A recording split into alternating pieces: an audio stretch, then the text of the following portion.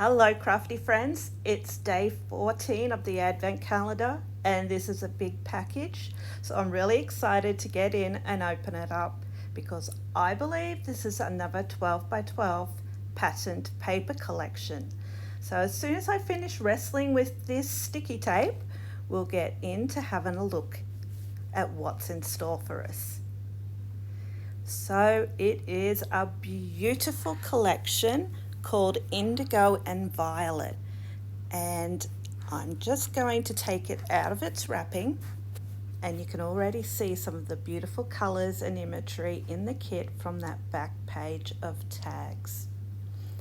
So zoom out a little so we can get a good look, and again the front cover page shows us what we've got in store, and the back is awesome because it always includes those extra ephemera and sentiments.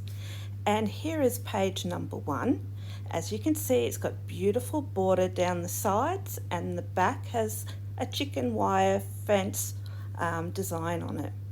Then we've got this beautiful detailed floral, and the back that beautiful easy to use pinstripe. I love this paper, and I love the little bird hiding up there on the upper right hand side. And the back of this paper is a really distressed linen type texture. This paper has got some gorgeous layered details on there and almost a watercolor effect. We've got our spotty background on the back, and again the bottom of the papers have extra sentiments or journaling headings.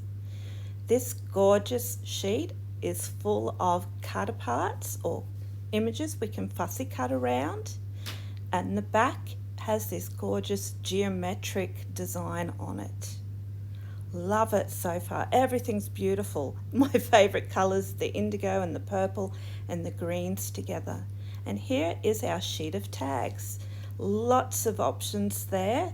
One side has blanks, the other side has lots of sentiments and room for writing our own details on.